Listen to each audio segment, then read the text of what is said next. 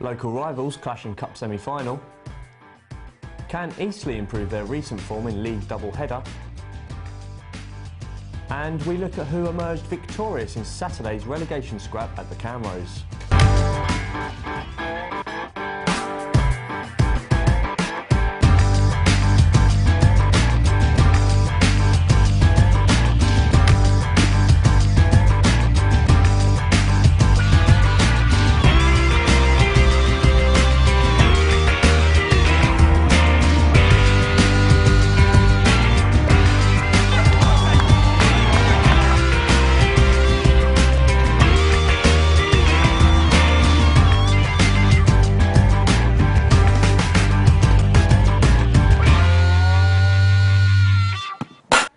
Hello and welcome to Sportsweek. I'm Gareth Messenger. We start this week with Winchester City and AFC Totton, who faced off in the Hampshire Senior Cup semi-final on Tuesday night, with a potential final against Farnborough Town or Sholing in the waiting. Jake Gable was at the Den Plan. Winchester City and AFC Totton faced off in the Hampshire Senior Cup last night, with a place in the final up for grabs.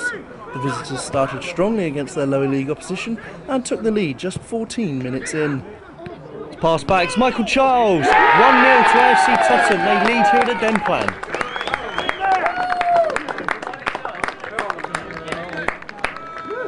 The hosts fought back, going close with this goalmouth effort on the half-hour mark. Yet just minutes later, AFC Totton had doubled their advantage thanks to a quick breakaway from Tom Price. He's still going here, left foot drive, bottom corner, 2-0 to Totton. After the break, City again found themselves under the thumb and fell further behind. Charles, it's 3-0 to the away side. Great finish by Michael Charles, the former Woking man. Totton, who are current holders of the Hampshire Senior Cup, looked to have one foot in this year's final, but a late header from Citizens defender Mike Byrne offered a glimpse of hope for the home side late on. That's Byrne for Winchester. For Winchester, it was a case of too little, too late, but City boss Guy Butters was full of praise for the opposition. You know, we've got into the game really without you could probably say 5 regular players. You know, and against a team like Tottenham, who are leading the division above, you know, you can't afford to do that. But you know, they're a fantastic team. I can see why they're top of the division, and I can see why they won the cup last year. I think they're going to win it this year as well because, like I say, they're a fantastic team. The finishes, you know, sublime all over the pitch. But saying that, we give them last 20-25 minutes we started to come into the game a little bit. You know, they got a little bit tired. We scored a goal, and the only little thing that disappoints me is I think if we started off the way we finished, I think it'd have been a totally different game. But you know, they are where they are because they've got that extra little bit of class. Fixtures have been coming thick and fast for promotion challengers Eastleigh as they hosted Chelmsford at the weekend before Bromley were visitors to the Silver Lake just 2 days later. Amy Pickering was at both. Eastleigh had the chance to fire themselves back into contention for the playoffs when Chelmsford City were the visitors to the Silver Lake. But it was the Essex side who started brightest, Adam Tam very nearly turning in Kurt Robinson's free kick. Hehowever, their bright start soon faded as Eastleigh pressed. Matthews will look to get the ball back into the danger zone. Oh, fantastic touch there. He's locked in. What a fantastic goal by Tom Jordan. The Eastleigh skipper scores a goal that his dad Joe would have been immensely proud within his peak. Graham curls it in for Slabber. It's 2-0 to Eastleigh. That was Slabber's 20th of the season, but the visitors soon hit back. And after Matthews denied Ali Shaban an Eastleigh goal, the referee awarded a penalty for Chris Holland's block on David Rainford. Possibly rather harsh, but as you can see from the replay, clearly blocked off. Rainford's pull a goal back. And he sends Matthews the wrong way, and Chelmsford have just over half an hour to try and salvage something here. But the Chelmsford comeback was dealt a blow as Curtly Williams saw red in the 74th minute. Our cameraman missed the offence, but the referee certainly didn't. Chelmsford kept pushing for an equaliser, Hughes Mason clipping the crossbar. But in the closing minutes, the Eastleigh defence held strong. After the final whistle, manager Ian Bed acknowledged it was an important win for the Spitfires. Yeah, it was a must-win game for us today. Chelmsford are right in the mix. Where we haven't played games, we've had 2 games called off. Other sides in and around have all won. So it was imperative that we got the result today and the 3 points. And lucky enough for us, we got the 3 points. Eastleigh went into Tuesday night's game against fellow playoff rivals Bromley, hoping to continue their winning ways. After a tightly contested first half which saw few chances, Ian Baird began the second half by introducing Mark Nwakaji to the game. However, it was the Eastleigh defence who were called into action first, Tutu Enriquez neatly slotting in Charlie Hyde, whose shot was pushed just wide. Eastleigh soon riled the Bromley defence after Taggart's thumping free kick. And it's a good ball in. Jordan's in there. And it's in the back of the net. And it's the new man, Mark Nwakaji, who's opened the scoring.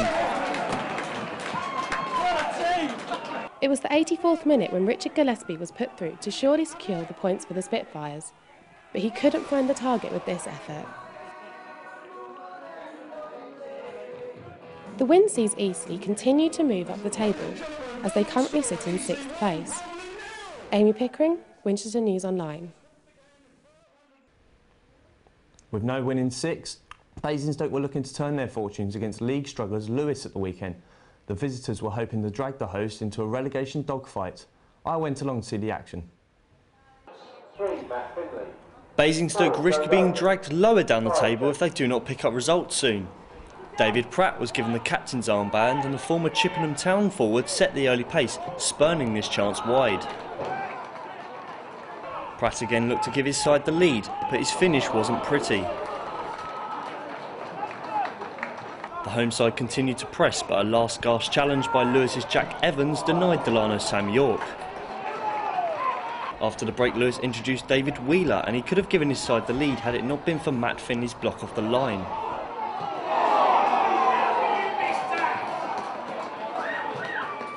With time ticking down, Frank Gray introduced top goal scorer Greg Draper to the game.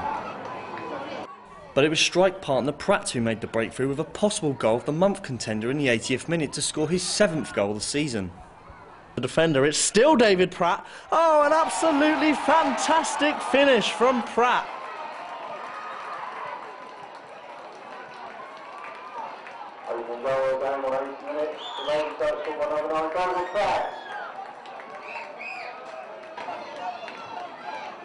Basingstoke thought they must have sealed the points, but never write off Lewis. David Wheeler making up for his earlier miss to steal a point for the Rooks, deep into injury time. And Wheeler scores for Lewis! Dramatic scenes here at the Camrose. It's only David Wheeler's 4th goal for the club. But there was even more late drama. Pratt again at the centre of it, but his header was penalised for a foul on keeper Chris Winterton.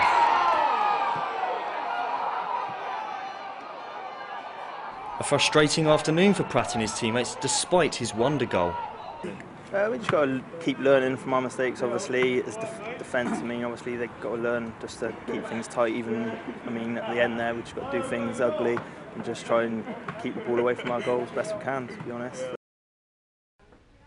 Now let's see how that's affected the tables. Over to you, Amy. Thanks, Gareth.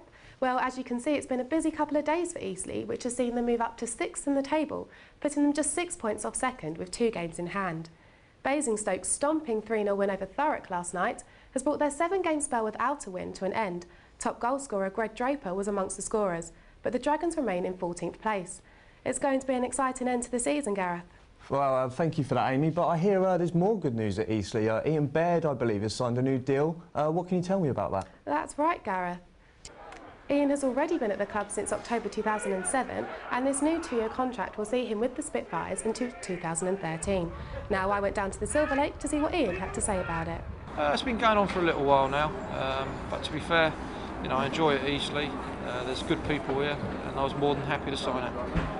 Yeah, there's been a little bit of a grey cloud over the football club over the last couple of months, but that's all done and dusted. I'm happy to sign it, look forward to the next 2 years, and hopefully we can get what we want. Thanks for that, Amy. Well, that's all for this week's edition of Sportsweek. For more award-winning news and sports, don't forget to log on to www.winol.co.uk. We'll see you next time. Goodbye.